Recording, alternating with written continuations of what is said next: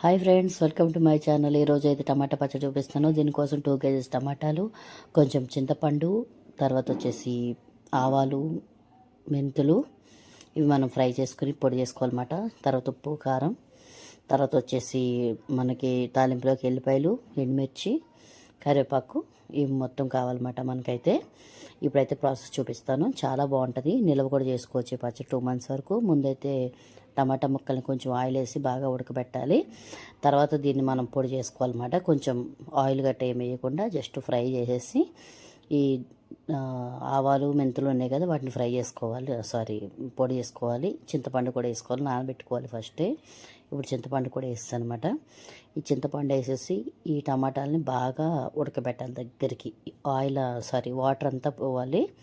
Water అంతా పోయి మొత్తం మనకి పేస్ట్ లాగా అయిపోవాలన్నమాట. అప్పటి వరకు ఉడకబెట్టాలి. చూడండి, ఇప్పుడు బాగా దగ్గరికి అయితే ఉడికిపోతుంది. ఇంకా మనం దీనికోసేపు అయినాక చూస్తే బాగా దగ్గరికి ఉడికిపోయింది కదా. ఇక అయితే ఈ టైప్లో వస్తే మనం సరిపోతుంది మనకి. దీన్ని మిక్స్ పట్టుకోవాలన్నమాట. ఇప్పుడైతే దీన్ని పక్కన పెట్టేసుకుందాము. ఇప్పుడైతే ఆవాలు ఇది ఉన్నాయి కదా, దీన్ని కొంచెం నేను రోస్ట్ చేశాను ఆయిల్ వేయకుండా. దీన్ని మిక్సీ పట్టేసి మెత్తగా పొడి చేసుకోవాలి. ఇప్పుడు ఇలా అయితే మనకి మెత్తని పొడిలాగా అయిపోవాలన్నమాట. అయిపోయిన తర్వాత ఇప్పుడు మనం ఈ పెద్ద మిక్సీ జార్లోకి అయితే ఇది మన పేస్ట్ ఉంది కదా, టమాటా అండ్ చింతపండు ఉడకబెట్టాము, ఈ పేస్ట్ని అయితే మెత్తగా మిక్సీ పట్టుకోవాలి.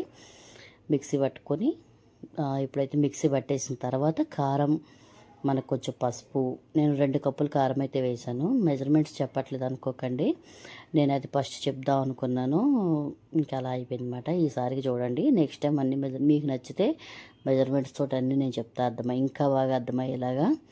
మెజర్మెంట్స్ ఏం లేదండి. ఇప్పుడు ఇదైతే మనం ఇందాక ధనియాల పొడి చేసుకున్నాం కదా, ఆవాల పొడి చేసుకున్నాం అన్నమాట.